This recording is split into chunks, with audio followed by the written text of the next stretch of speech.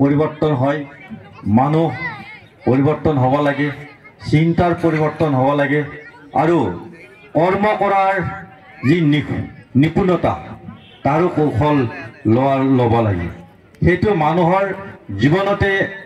সময় শিকাই যায় এতিয়া ভাৰতীয় জনতা পাৰ্টি এনেধৰণে ৰাজহুৱাভাৱে বোধ সন্মিলন আৰু যোগদান কৰাৰ যি পৰিৱেশ ইয়াত হৈছে এই কোঁৱৰপুৰ অঞ্চলত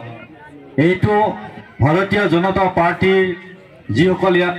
নেতৃত্ব বহি আছে সকলোৱে এই পৰিৱেশটোৰ কাৰণে সকলোৱে আজি গৌৰৱবোধ কৰিছে যে সঁচা অৰ্থত ভাৰতবৰ্ষৰ প্ৰধানমন্ত্ৰী নৰেন্দ্ৰ মোদী আৰু অসমৰ মুখ্যমন্ত্ৰী দক্ষ মন্ত্ৰী মুখ্যমন্ত্ৰী ডক্টৰ হিমন্ত বিশ্ব শৰ্মাৰ যি সপোন যে যি অঞ্চলৰে নহওক কিয় যি ঠাইৰে নহওক কিয়